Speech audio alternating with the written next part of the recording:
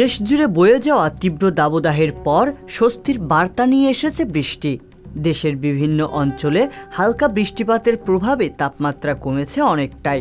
তবে গেল ২ মে বৃহস্পতিবার দীর্ঘ প্রতীক্ষার পর দেশের ৩ বিভাগে বৃষ্টি হলেও ৫ জেলায় বজ্রপাতে নিহত হয় অন্তত ১১ জন। এক সময় বৃষ্টির আধিক্যতা দেখা গেলেও বজ্রপাতের কারণে কম সংখ্যক মানুষের মৃত্যু হতো। তবে জলবায়ুগত পরিবর্তনের কারণে একদিকে যেমন অনিয়মে হচ্ছে বৃষ্টি, তেমনই বেড়েছে বজ্রপাতের সংখ্যাও। প্রতি বছরই বজ্রপাতের প্রভাবে মৃতের সংখ্যা বেড়েই চলেছে। প্রাকৃতিক দুর্যোগ হিসেবে বজ্রপাত প্রতিরোধের জন্য এখন পর্যন্ত কোনো উপায় আবিষ্কার না হলেও সতর্কতামূলক ব্যবস্থা গ্রহণের মাধ্যমে প্রাণহানির সংখ্যা কিংবা আশঙ্কা অনেকটাই কমিয়ে আনা সম্ভব। চলুন জেনে নেই বজ্রপাত থেকে রক্ষা পেতে কী কী প্রতিরোধমূলক ব্যবস্থা নেওয়া যায়।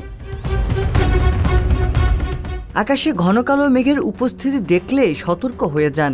মেঘের উপস্থিতিতে ঘটবে বৃষ্টিপাত, সেই সাথে থাকে বজ্রপাতের ঝুঁকি। বজ্রপাতের সময় পাকা কোনো বাড়ির নিচে আশ্রয় নিন। এ সময় কোনোভাবেই খোলা বা উঁচু জায়গাতে থাকা যাবে না। উঁচু গাছপালা ও বিদ্যুতের লাইন থেকে দূরে থাকুন।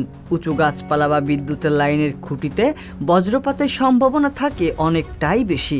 আবার ফাঁকা জায়গায় থাকা যাত্রী ছাউনি কিংবা বড় কোনো গাছের নিচেও আশ্রয় নেওয়া যাবে না। এসব জায়গাতেও হতে পারে বজ্রপাত।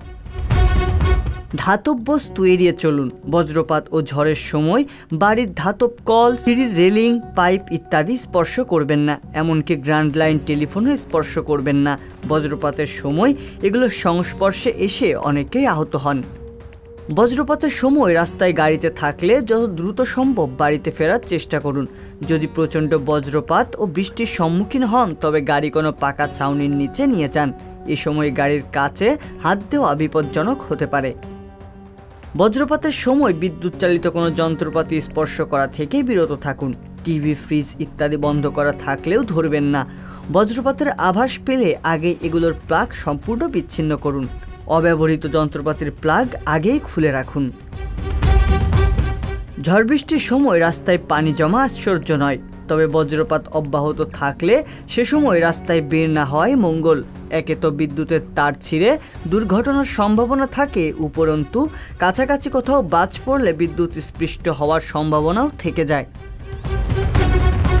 বজ্রপাতের সময় ধান খেতে বা খোলা মাঠে থাকলে তাড়াতাড়ি পায়ের আঙুলের ওপর ভর দিয়ে এবং কানে আঙুল দিয়ে মাথা নিচু করে বসে থাকুন।